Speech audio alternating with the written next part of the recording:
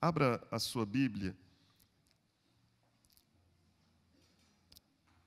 em Juízes, livro dos Juízes, capítulo 11. Juízes, capítulo 11. Juízes é o 7º livro da Bíblia, então você pode passar aí por Gênesis, Êxodo, Números, Levítico, Deuteronômio, Josué, Juízes.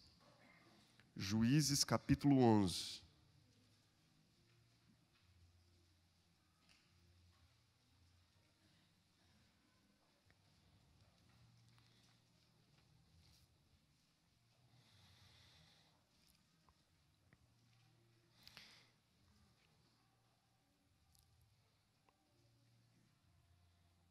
Da morte de Josué até a ascensão de Saul ao trono, nós temos esse interregno de 16 juízes que assumem, eventualmente, posições de liderança. Eles não assumem, isso seria mais ou menos 350 anos, esses 350 anos não ficaram sob o domínio desses 16 juízes. Na verdade, eles assumiam essas funções momentaneamente e depois a nação voltava a ficar de acordo com aquilo que Juízes capítulo 1 diz que a nação estava. Juízes capítulo 1, verso 1, diz que depois da morte de Josué, os filhos de Israel consultaram ao Senhor, dizendo: quem dentre nós primeiro subirá aos cananeus para pelejar contra eles? Ou seja, a nação sempre tinha um questionamento: quem dentre nós vai subir para ser libertador do povo de Israel? Por quê? Porque não havia rei, não havia lei, havia lei, mas não havia quem a aplicasse. Então, era um tempo obscuro na nação de Israel. O tempo dos juízes foi um tempo de obscuridade. E 16 juízes, como disse, foram levantados eventualmente por Deus para libertar o povo de opressões. E aqui nós temos a história de um dos juízes que mais me impressiona. Eu queria que você pudesse acompanhar comigo essa leitura que diz assim: era então Jefeté, o gileadita, homem valente, porém filho de uma prostituta. Gileade gerara a Jefeté. Também a mulher de Gileade lhe deu filhos, os quais, quando já grandes, expulsaram Jefeté e lhe disseram: não herdarás em casa de nosso pai, porque és filho de outra mulher. Então Jefeté fugiu da presença de seus irmãos e habitou na terra de Tobi, e homens levianos se ajuntaram com ele, e com ele saíam. Passado algum tempo, pelejaram os filhos de Amon contra Israel. Quando pelejavam, foram os anciãos de Gileade buscar Jefeté da terra de Tobi, e disseram a Jefeté: vem e sê nosso chefe, para que combatamos contra os filhos de Amon. Porém, Jefeté disse aos anciãos de Gileade: porventura não me aborrecestes a mim, e não me expulsastes da casa de meu pai? Por que, pois, vindes a mim agora, quando estáis em aperto? Responderam os anciãos de Gileade a Jefeté: por isso mesmo tornamos a ti. Vem, pois, conosco e combate contra os filhos de Amon, e sê o nosso chefe sobre todos os moradores de Gileade. Então Jefeté perguntou aos anciãos de Gileade: se me tornardes a levar para combater contra os filhos de Amon, e o Senhor vos der a mim, então eu vos serei por cabeça? Responderam os anciãos de Gileade a Jefeté: o Senhor será testemunha entre nós, e nos castigará, se não fizermos segundo a tua palavra. Então Jefeté foi com os anciãos de Gileade, e o povo o pôs por cabeça e chefe sobre si. E Jefeté proferiu todas as suas palavras perante o Senhor em Mispa. Do versículo 12 até o versículo 28, é uma tentativa fracassada de Jefeté de num ato diplomático, conseguir paz com os amonitas. O verso 29 continua. Então o Espírito do Senhor veio sobre Jefeté, atravessando este por Gileade e Manassés, passou até Mispa de Gileade, de Mispa de Gileade passou contra os filhos de Amon. Fez Jefeté um voto ao Senhor e disse: se com efeito me entregares os filhos de Amon nas minhas mãos, quem primeiro da porta da minha casa me sair ao encontro, voltando eu vitorioso dos filhos de Amon, esse será do Senhor, e eu o oferecerei em holocausto. Assim, Jefeté foi de encontro aos filhos de Amon, a combater contra eles, e o Senhor os entregou nas mãos de Jefeté. Este os derrotou desde Aroer até as proximidades de Minite, 20 cidades ao todo, e até Abel-Queramim, e foi muito grande a derrota. Assim foram subjugados os filhos de Amon diante dos filhos de Israel. Vindo, pois, Jefeté a Mispa, a sua casa, saiu-lhe a filha ao seu encontro com adufes e com danças, e era ela filha única, não tinha ele outro filho nem filha. Quando a viu, rasgou as suas vestes e disse: ah, filha minha, tu me prostras por completo. Tu passaste a ser a causa da minha calamidade. Porquanto fiz voto ao Senhor, não tornarei atrás. E ela lhe disse: Pai meu, fizeste voto ao Senhor. Faze, pois, de mim segundo o teu voto, pois o Senhor te vingou dos teus inimigos, os filhos de Amon. Disse mais a seu pai: concedei-me isto, deixa-me por 2 meses, para que eu vá e desça pelos montes e chore a minha virgindade, eu e as minhas companheiras. Consentiu ele: vai. E deixou-a ir por 2 meses. Então se foi ela com as suas companheiras e chorou a sua virgindade pelos montes. Ao fim dos 2 meses, tornou ela para seu pai, o qual lhe fez segundo o voto por ele proferido. Assim, ela jamais foi possuída por varão. Daqui veio o costume em Israel, de as filhas de Israel saírem por 4 dias, de ano em ano, a cantar em memória da filha de Jefeté, o Gileadita. Agora, gostaria de convidar você a ir até Hebreus, capítulo 11. Hebreus, capítulo 11. E ler comigo o versículo 32. Hebreus 11, 32. Apenas o versículo 32.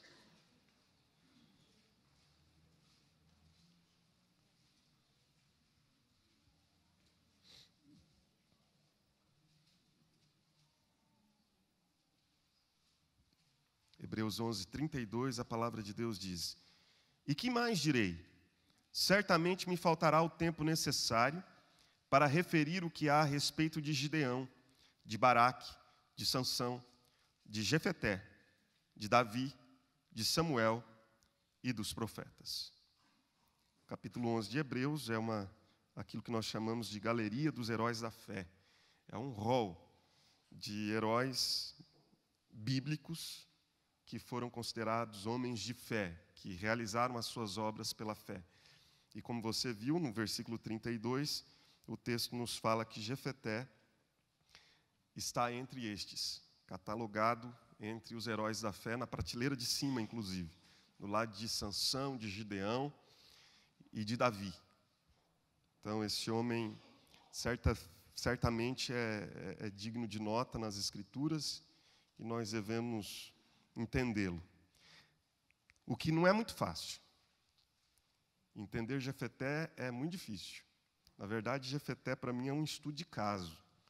Eu leio Jefeté sempre. É uma maneira de entendê-lo e de entender muitas coisas sobre a vida. Para mim, Jefeté é um enigma. É um enigma, em alguns aspectos. A história de Jefeté é uma história de ambiguidades, de contradições. É a história onde o sucesso e o fracasso pisam no mesmo solo e ao mesmo tempo.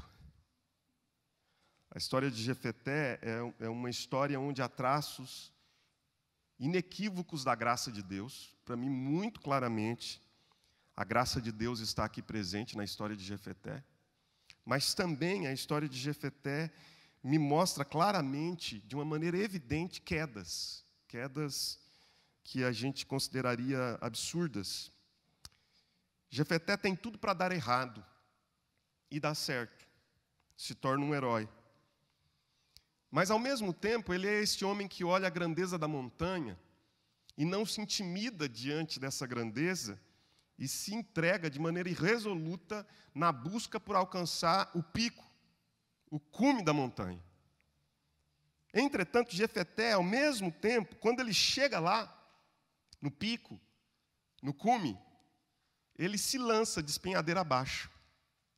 Parece-me que é um plano de sabotagem contra si mesmo. Jefeté é mais ou menos assim, ele é um sabotador de si mesmo.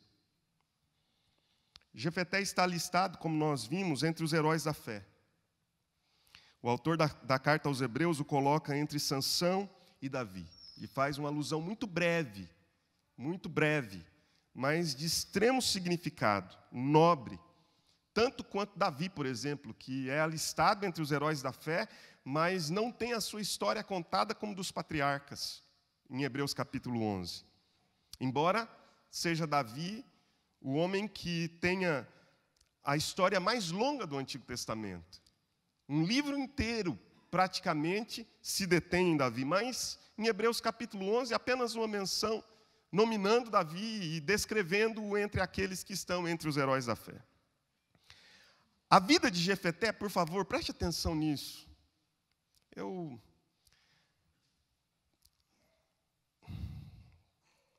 queria que você pudesse atentar não para a performance da palavra. Eu posso até tentar me performatizar aqui na frente para você ficar prestando atenção, mas eu não quero isso. Eu não estou com coração para isso. Queria que você entendesse a mensagem. A vida de Jefeté, ela se move em meio a muitos desencontros. Jefeté nasce de um relacionamento ilegítimo. O texto começa dizendo que ele era um homem valente, porém, filho de uma prostituta.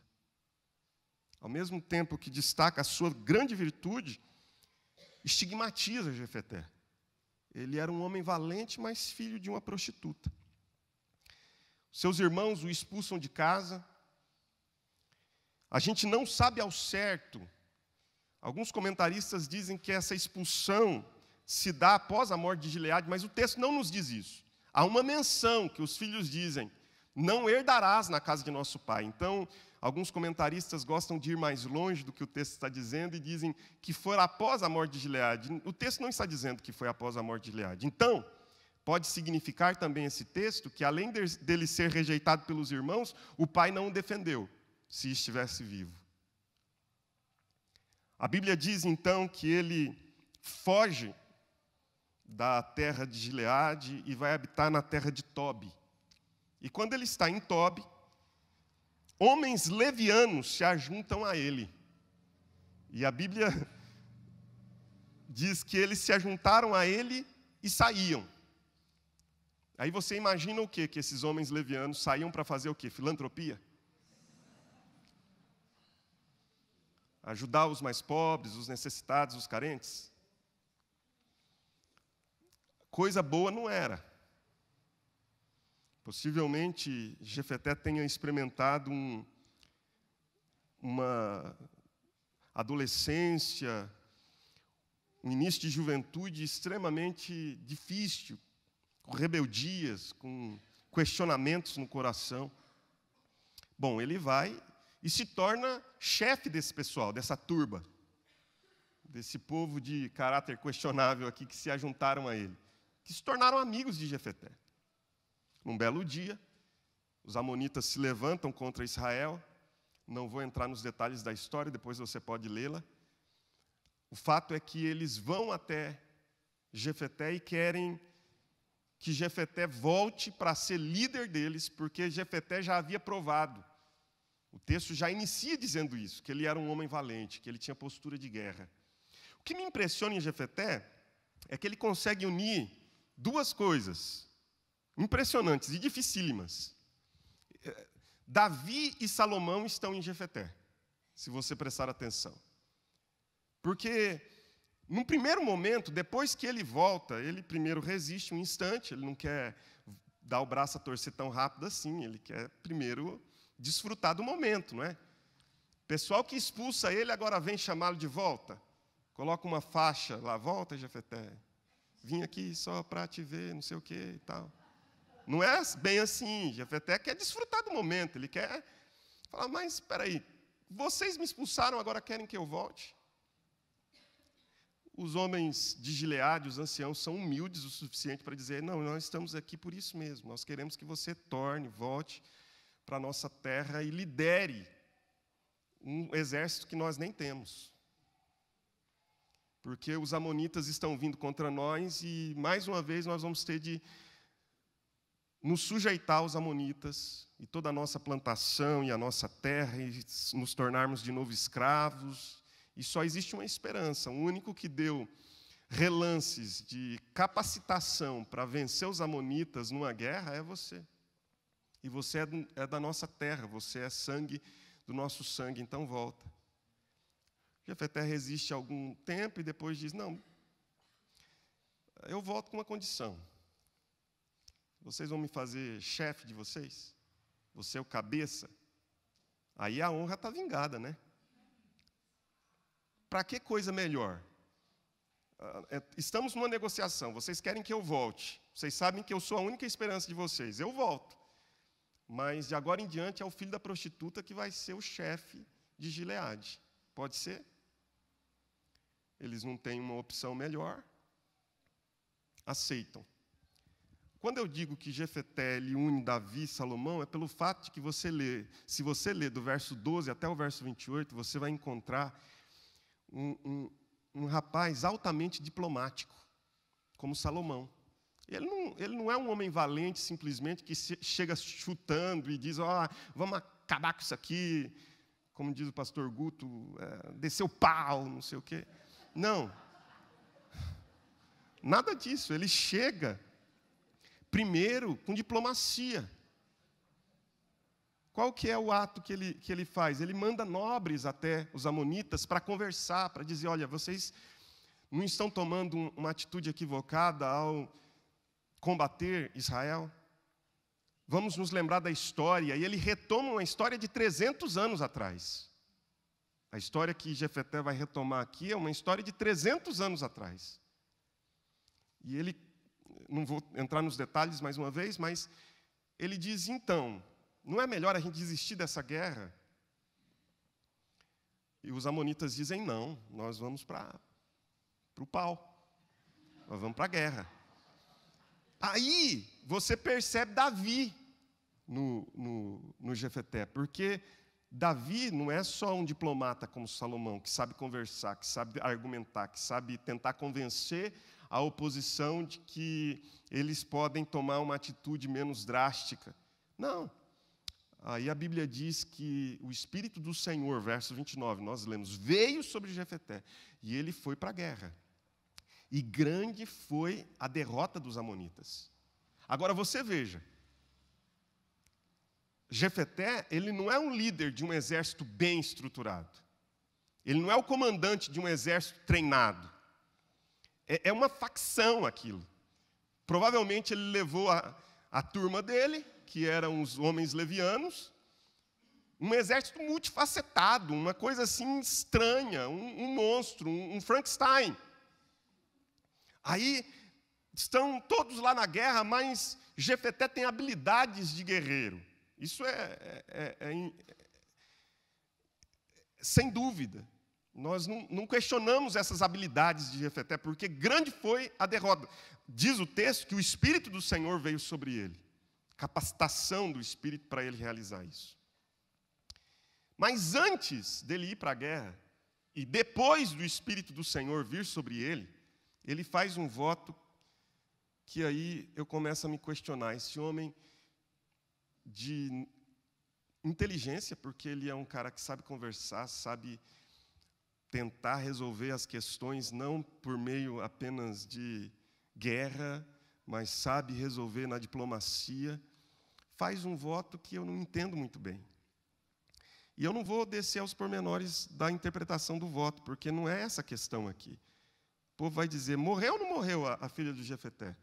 Tem gente que diz que foi sacrificada mesmo, outros dizem não foi sacrificada, e tem gente que não consegue entender o que está por detrás do texto, porque fica tão preocupado com isso, sabe? Para mim, a questão fundamental aqui é que o voto, em qualquer que seja a perspectiva, é um voto de tolo.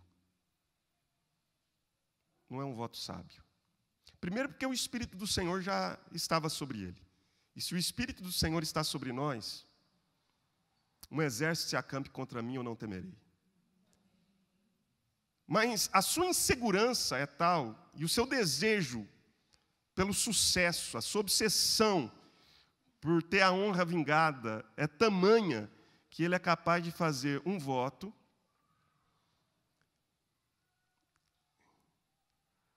que seguramente o voto diz assim. Aos intérpretes se dizem, não, a tradução correta é essa, mas seguramente o voto diz, o primeiro que sair da minha casa. Poxa vida, o homem tem uma filha, a filha é única. Não diz mais, não diz da esposa, não diz. A possibilidade de ser a filha é grande, você concorda comigo? Ou será que ele acha que o... Hã?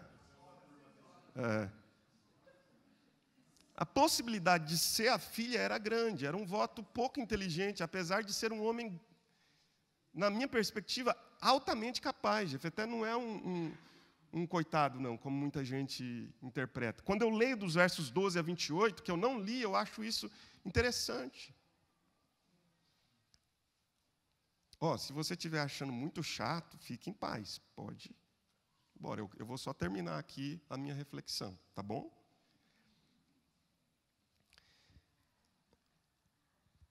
O que eu vejo em Jefeté? Eu acho que Jefeté nos ensina algumas coisas muito importantes. Por exemplo, embora a gente queira elevar Jefeté a um lugar alto, para mim Jefeté é uma pessoa bem confusa e problemática. Quando ele foi expulso de sua casa, uma casa no mínimo disfuncional, então isso explica muito da sua confusão, dos seus problemas. Veja, poxa, o pai dele era um nobre daquela terra, só que ele vai se envolver com uma prostituta. A prostituta fica grávida, nasce Jefeté. Poxa, você quer o quê desse rapaz? Essa família disfuncional vai produzir um Jefeté como esse. Ele não se torna, como disse, um filantropo, ele é um homem com um caráter, em algum aspecto, difícil. Ele se aproxima de gente confusa, também difícil. O texto diz que são pessoas levianas. Ele cria um movimento de rebelião, que amedrontava as pessoas, era isso que aquele movimento fazia.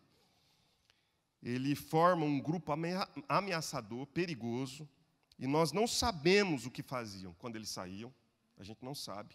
Coisa boa a gente sabe que não era, apenas isso. E todo esse cenário me fala de um homem que está em busca de algumas coisas. Um homem que está em busca, por exemplo, de identidade. Alguém rejeitado pela mãe, rejeitado pela família. Se considerarmos que Gileade está vivo quando ele é expulso de casa, então não defendido pelo pai. Um homem que está correndo atrás de um reconhecimento dos outros. Um homem que está em busca de um acolhimento, de uma aceitação paterna. Um homem que está numa obsessão cega pelo sucesso, porque aquele voto é o voto de um homem que deseja o sucesso a todo custo, porque ele não precisava fazer aquele voto, o Espírito do Senhor estava sobre ele.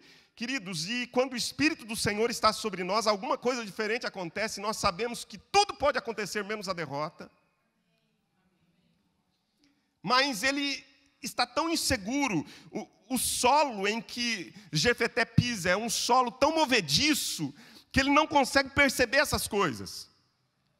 De modo que ele precisa de alguma coisa que o culpe. Parece que é uma culpa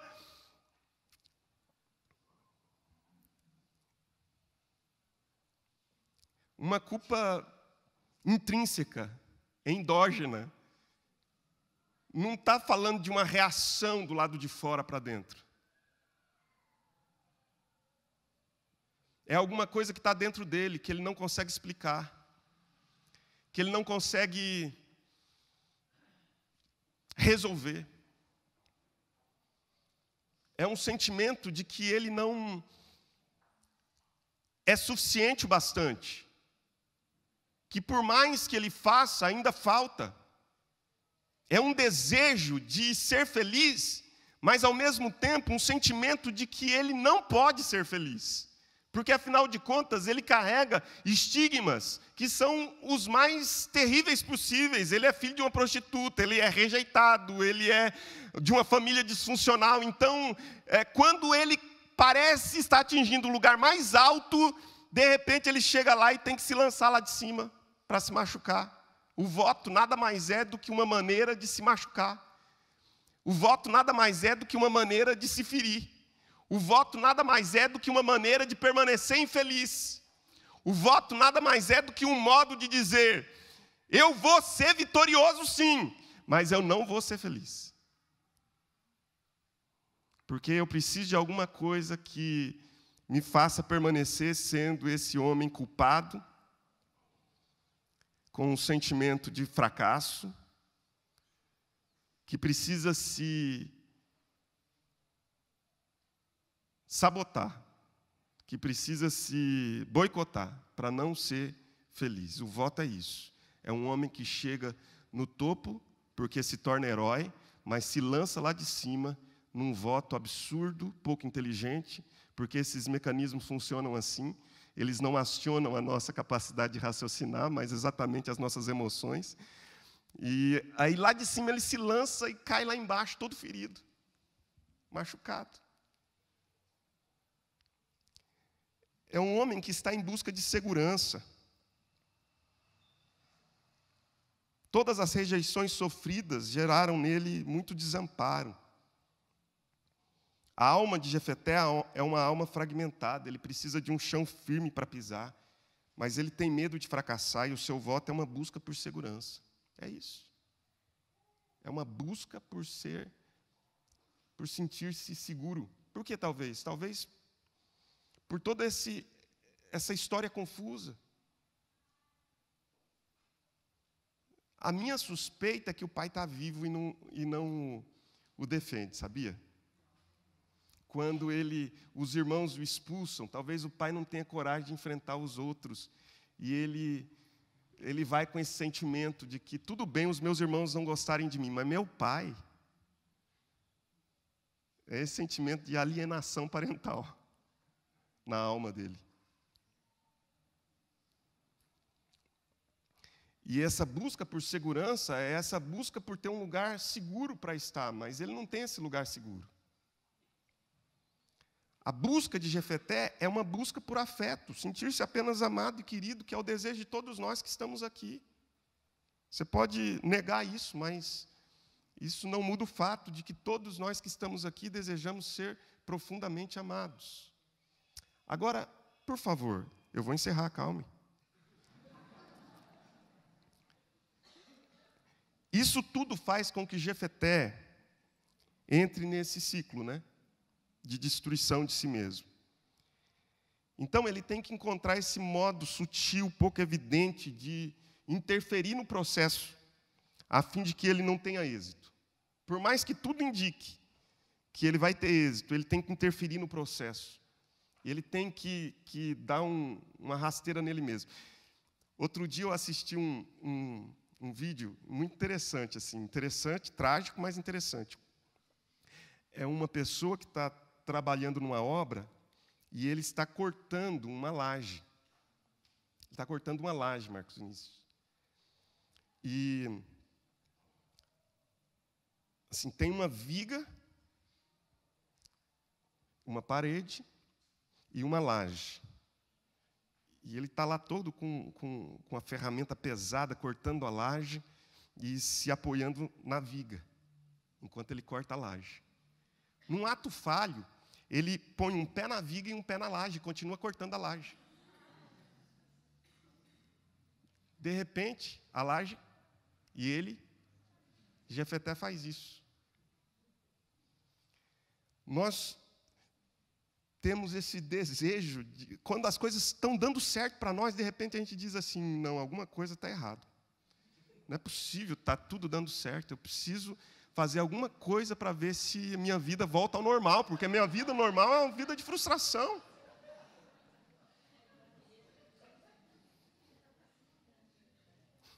Verdade. Você está rindo, mas você está rindo de si mesmo. Nós somos... Gente, eu um dia estava conversando com um pastor amigo e ele disse que foi ouvir um outro pastor chamado Neil Anderson, que é escritor de um livro que eu gosto demais, que eu indico para todo mundo. Aí, depois que você lê, você fala mal de mim, porque tem umas coisas lá estranhas mesmo. Chama Quebrando Correntes. Aí o Neil Anderson, pregando, disse o seguinte na sua pregação: todos nós temos uma bomba relógio dentro de nós. Nossa tarefa é descobri-la e desarmá-la. Então, todos nós temos uma bomba relógio dentro de nós. A nossa tarefa é descobrir essa bomba e desarmá-la. O Jefeté talvez não estivesse consciente de todas essas coisas que estavam acontecendo com ele, mas era esse sentimento: eu preciso criar alguma coisa que me faça infeliz. Então, me deixe trazer 2 lições finais aqui, para você não sair com esse sentimento de que a vida de Jefeté é uma tragédia, porque não é. Eu só estou querendo aqui demonstrar para você um pouco desse perfil que me parece, de alguém leigo que lê o texto, me parece esse perfil assim confuso, problemático, por causa de toda uma história de vida, enfim. Mas, não obstante todo esse relato que eu fiz, que revela essa alma fragmentada, não exclui de Jefeté a menção eterna, de que ele faz parte do rol bíblico dos heróis da fé. A sua família é disfuncional, a sua personalidade e caráter são marcados pela rejeição e pelo desamparo. Ele tem medos. Alguns desses medos ele mesmo cria. Medo é um negócio terrível. O medo cria o que teme. A Bíblia diz isso. Aquilo que eu temia me sobreveio. O medo cria o que teme, e depois fica temendo o que criou. É assim que funciona.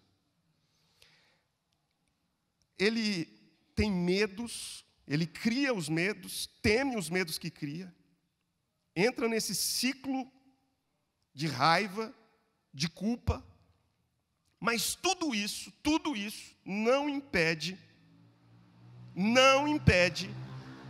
a maravilhosa graça de Deus de se manifestar e de fazer desse homem confuso, problemático, um herói da fé. A graça de Deus, irmãos, é a capacidade extraordinária do céu de fazer dos mais improváveis os mais eficazes. Em primeiro lugar, já é a primeira lição e a conclusão também. De onde você vem, não determina onde você chega. Você pode repetir isso comigo? Diga: de onde você vem, não determina onde você chega. Jefeté é um homem destinado ao fracasso e à revolta, mas ele se torna um herói nacional. A sua biografia é confusa, ele poderia facilmente se perder justificadamente numa vida de confusão, de desatino. Entretanto, o que nós vemos? Um homem sendo alçado a uma posição de honra, apesar de toda a sua história de vida. Muitas pessoas são bem-sucedidas na vida, preste atenção. Eventualmente, nós invejamos e desejamos estar na posição onde ela se encontra. Todavia, o grande aspecto a se observar não é onde essa pessoa se encontra, mas da onde ela saiu. Às vezes, ela não figura como uma pessoa excepcional, mas se nós observarmos a sua origem, nós ficamos impressionados em ver onde ela chegou. Há pessoas que têm tudo para dar certo e dão certo. Afinal de contas, tem tudo para dar certo. Há pessoas que têm tudo para dar errado e dão certo. Há pessoas que são plantações imensas em solo fértil. Mas há pessoas que florescem no deserto. Muitas vezes é um ramalhete tímido na imensidão do deserto, mas é um ramalhete ali, de flores, no deserto. Há pessoas que começam um jogo ganhando de 2-0. Tem muita gente assim aqui hoje. Já começaram ganhando. Já nasceram dando de goleada. Gente, você tem que dar certo. Não vem com desculpa para mim, não. Agora, tem gente que já começa o jogo perdendo de 2, cara. Se chegar a empatar o jogo no final, é vitória, é vitória, é vitória. Alguns começam no prejuízo. Para mim, os que vão mais longe são aqueles que começam no prejuízo, mas conseguem pelo menos empatar o jogo. Você sabia que existe uma estatística que diz que é uma pessoa, aqui é só um exemplo, eu estou falando de questões espirituais, eu estou dando isso como exemplo. Existe uma pessoa para cada 14 que consegue mudar e ascender socialmente, mudar de faixa e ascender socialmente, por exemplo. É uma em cada 14 pessoas que conseguem sair da faixa da miséria para a pobreza. Então, isso já é alguma coisa assim para dizer extraordinário. Há pessoas que a gente pergunta,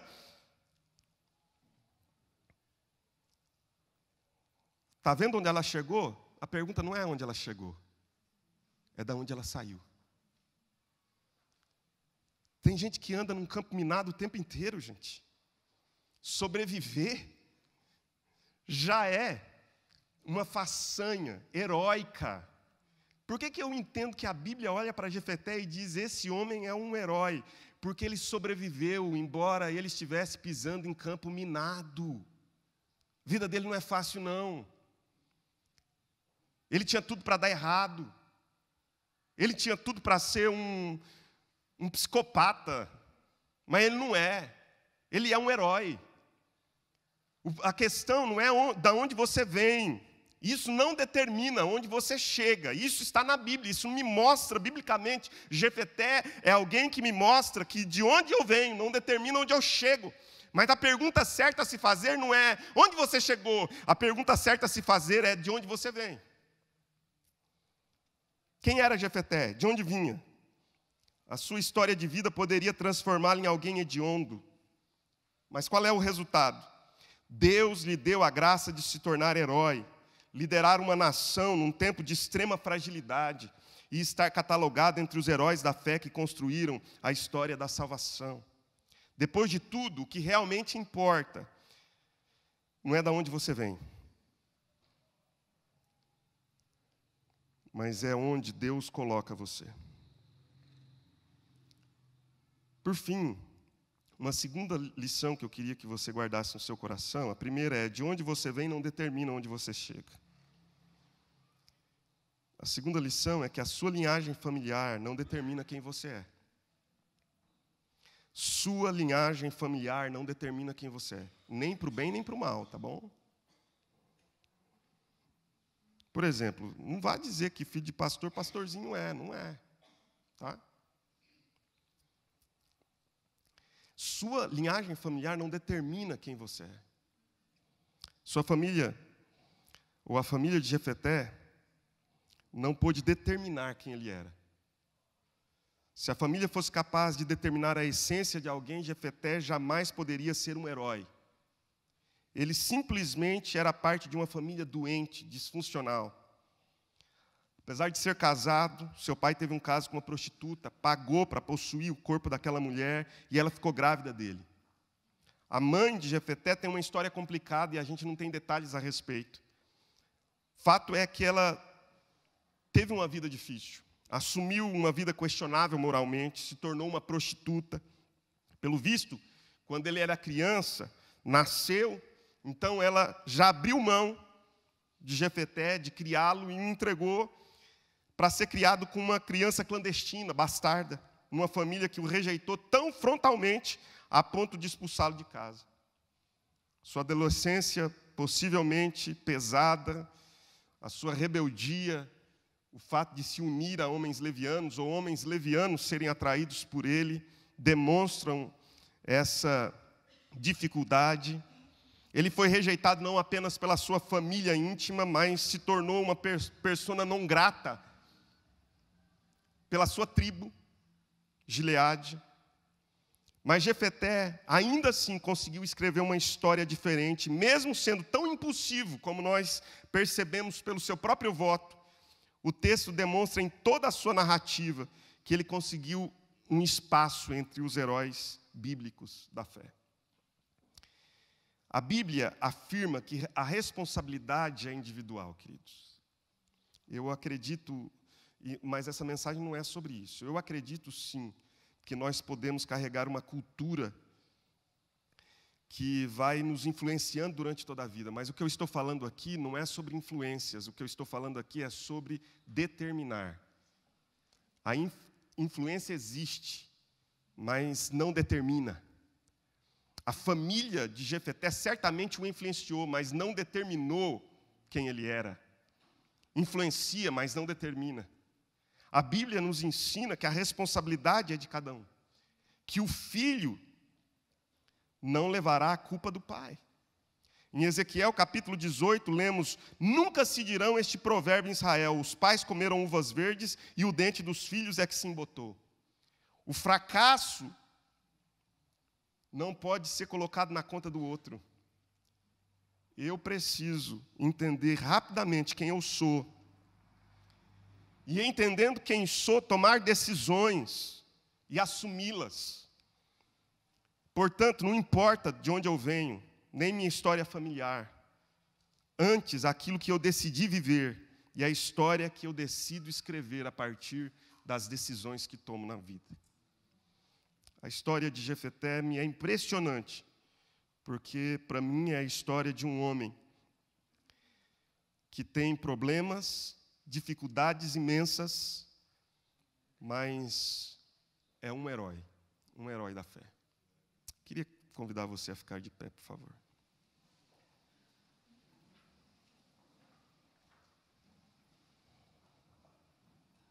De onde você vem não determina onde você chega. Sua linhagem familiar não determina quem você é.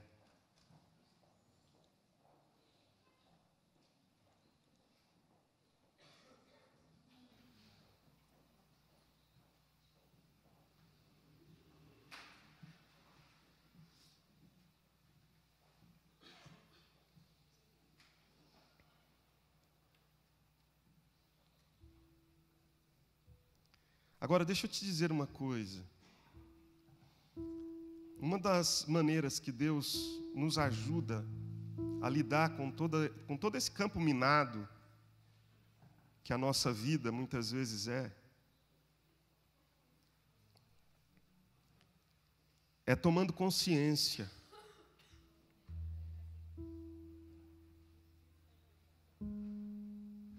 Por favor, não saia agora. Eu e você precisamos tomar consciência do esconderijo, desses sabotadores dentro de nós.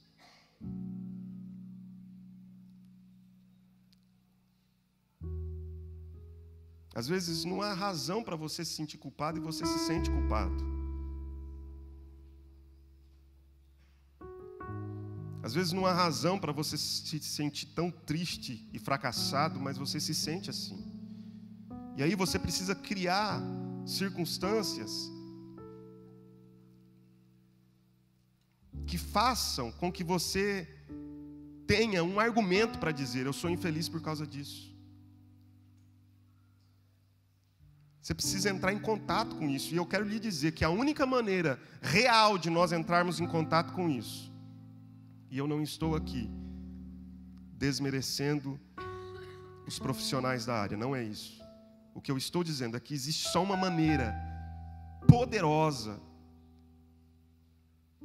de nos fazer entrar em contato com quem somos. É entrar em contato com Deus. A Bíblia diz: sonda-me, ó Deus, e conhece-me.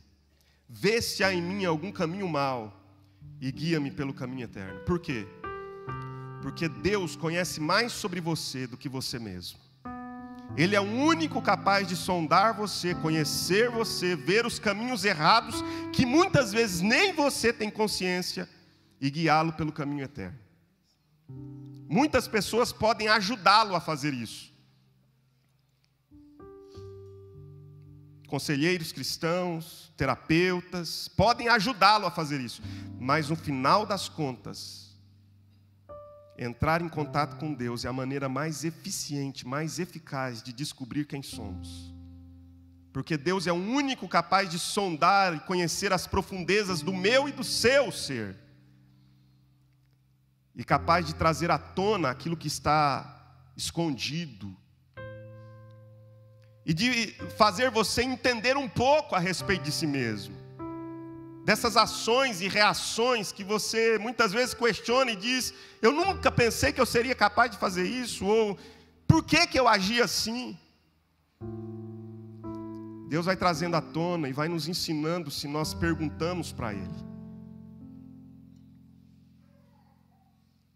Um amigo próximo um dia me disse que numa madrugada, ele não entendendo o porquê de algumas emoções que estavam presentes, embora tudo ao redor estava em ordem, parece que tudo dentro dele estava em desordem.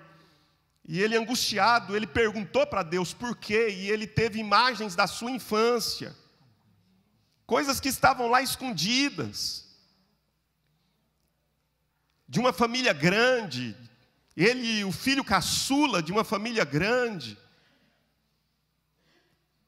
E a mãe não tinha tempo, por mais que ela quisesse, ela não conseguia cuidar dele. Então ele ia para a escola sujo, chegava na escola,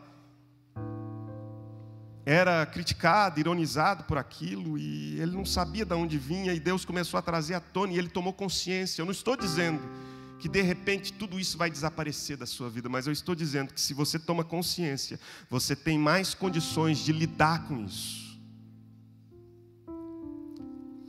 Enfrentar isso e vencer isso.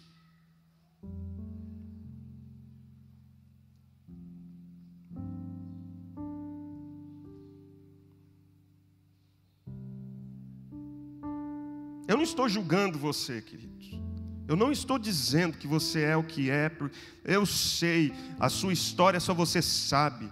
Só você sabe a dificuldade de pisar nesse terreno, que em qualquer momento parece que vai explodir, porque tem bombas ali que estão escondidas e você não sabe onde estão.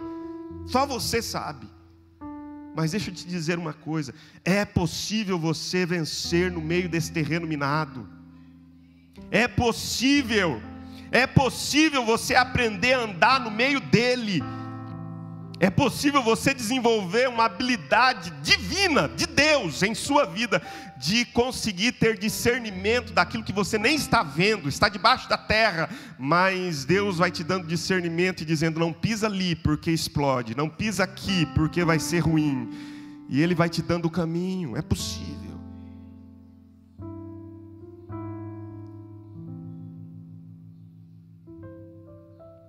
Eu não estou aqui para julgar você por causa das suas recaídas. Eu não estou aqui para dizer que você é isso ou aquilo. Eu só estou aqui para dizer: tome consciência de quem você é em Deus e comece a lidar com isso, para vencer isso. Você não precisa ser sempre esse. Você não precisa ser sempre esse que recai sempre, que recai sempre. Entre em contato com isso. Eu queria orar por você, porque é o que eu posso oferecer a você, a minha intercessão, querido.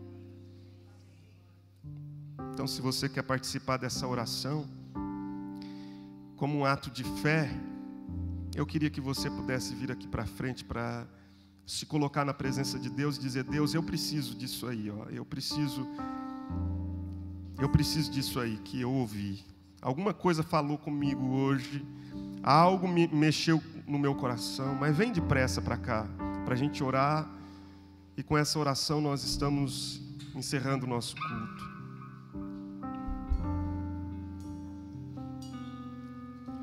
Teus olhos revelam que eu nada posso esconder, que não sou nada sem ti, ó fiel Senhor. Tudo tu sabes de mim, tudo sabes de mim. Quando sondas o meu coração, tudo tu podes ver bem dentro de mim. Leva minha vida a uma só verdade. Enquanto me sondas, nada posso ocultar. Sei que a tua fidelidade leva minha vida mais além do que eu possa imaginar.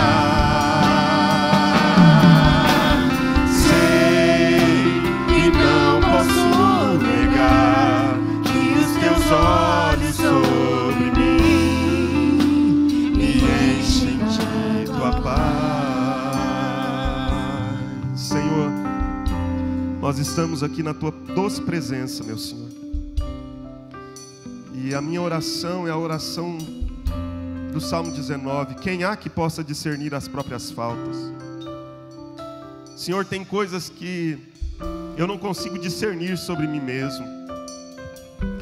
Há, ó Deus, coisas que estão escondidas em cantos remotos das minhas memórias. Há coisas, ó Deus, que estão escondidas, ó Deus, em áreas cinzentas da minha vida, ou que estão abaixo da superfície da terra. Eu não consigo enxergá-las, são difíceis para que eu enxergue.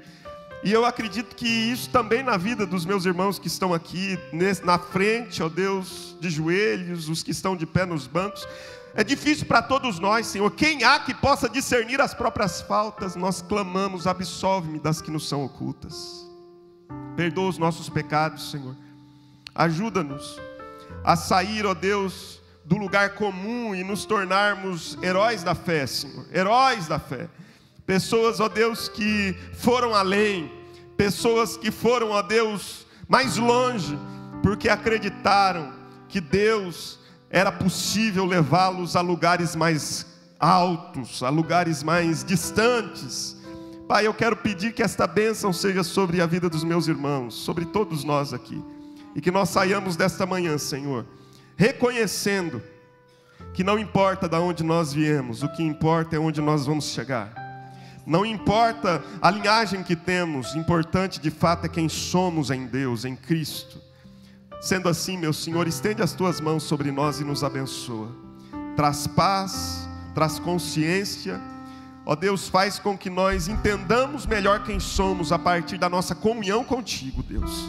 É isso que eu te peço. E que o Senhor te abençoe e te guarde, que Ele levante o rosto sobre ti, que Ele te dê a paz.